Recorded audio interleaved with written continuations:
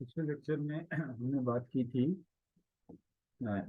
Structure chemical structure of monosaccharide की बात की थी। और आज जो हम बात करेंगे वो बात करेंगे स्टीरियो आइसोमेरिज्म इन ग्लूकोज। तो ये देखना है कि स्टीरियो आइसोमेरिज्म इन ग्लूकोज मतलब क्या होता है।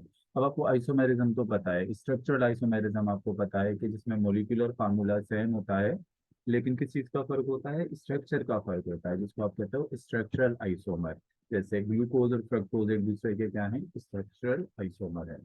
अच्छा, यहाँ पर लेकिन हम बात जो करेंगे वो करेंगे स्टीरियो आइसोमेरिज्म की। स्टीरियो आइसोमेरिज्म क्या है, इसको आपकी बुक कैसे डिफाइन करिए। स्टीरियो आइसोमेरिज्म को आपकी बुक डिफाइन करिए कि ये ऐसे मॉलिक्यूल्स होते हैं that have same molecular formula, यानी ऐसे मॉलिक्यूल जिनका मॉलिक्यूलर फार्मूला क्या होता है, सेम होता है, लेकिन they differ only how atoms are arrange in 3D space. यानी 3D स्पेस में एटम्स की अरेंजमेंट में थोड़ा सा फर्क होता है।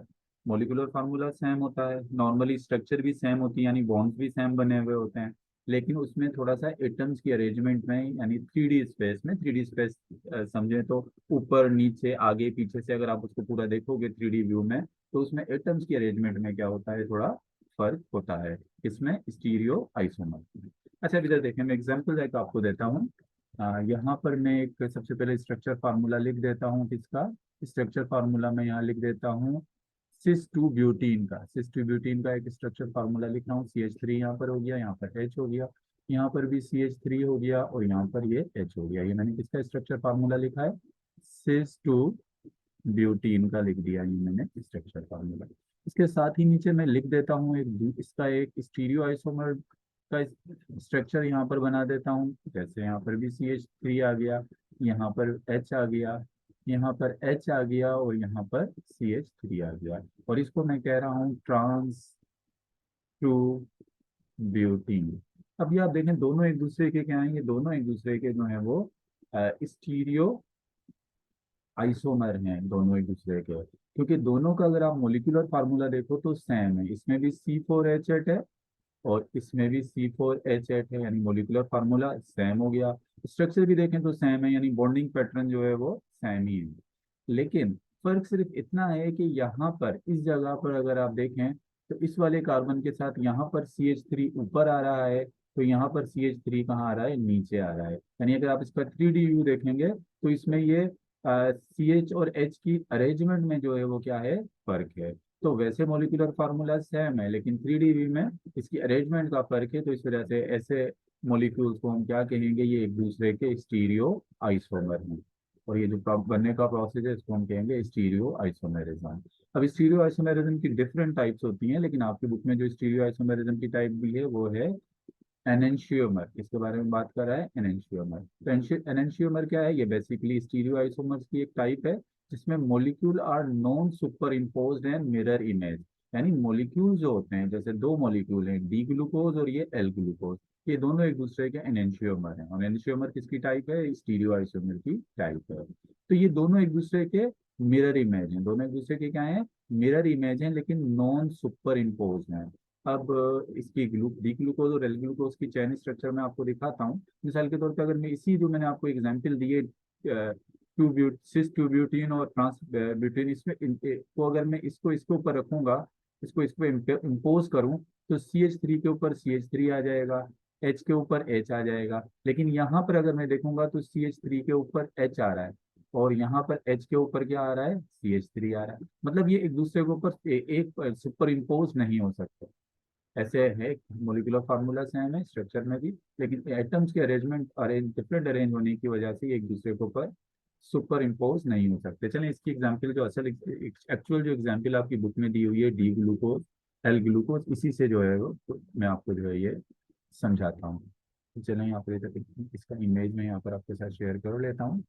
अब ये देखें आप, अब ये देखें, ये डी ग्लूकोज है, और ये दूसरी वाली कौन सी है, दूसरी है ये एल ग्लूकोज। डी ग्लूकोज जो है वो, इसको हम कहेंगे राइट हैंडेड ग्लूकोज कहते हैं इसको, राइट हैंडेड। और इसको हम कहते हैं एल ग्लूकोज को क्या कहेंगे, इसको हम कहेंगे लेफ्ट हैंडेड ग्लूकोज। असल में इसको राइट और लेफ्ट हैंडेड जो कहा जाता है, ये इसका जो सेकंड लास्ट कार्बन है, ये कार्बन है ना यहाँ पर, इसमें सेकंड लास्ट कार्बन के साथ जो OH होता है, यहाँ पर सेकंड लास्ट कार्बन के साथ OH जो है वो राइट साइड पर होता है, और यहाँ सेकंड लास्ट कार्बन पे OH जो है वो किस साइड पर है, ये जो है वो लेफ्ट साइड पर है। इस वजह से इसको डी ग्लूकोज यानी राइट हैंडेड, और इसको लेफ्ट हैंडेड ग्लूकोज यानी एल शुगर कहा जाता है।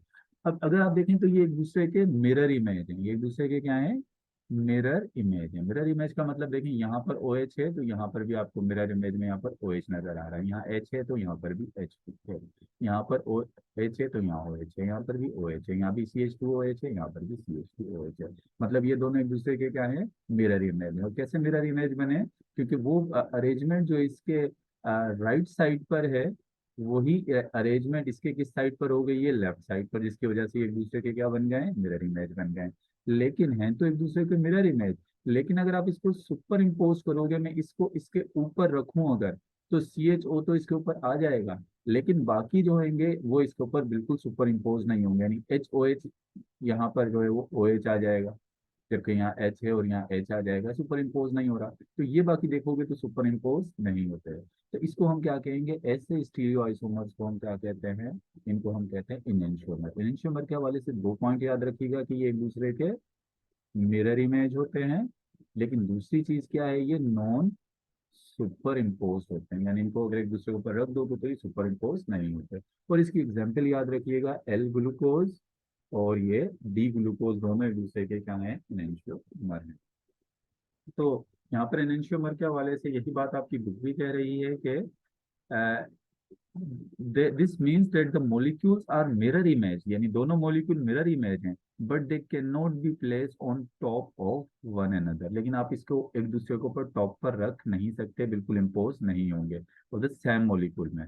N example of enantiomer is D and L glucose, D sugar are right handed and L sugar are left handed molecule. और नेचर में जो पाई जाती है वो ज्यादातर ये डी शुगर पाई जाती है नेचर के अंदर, एल शुगर नेचर में नहीं पाई जाती है। कैसी है, ये आर्टिफिशियल होती है, जिसको हम जो है वो नेक्स्ट लेक्चर में जो है वो डिस्कस करेंगे।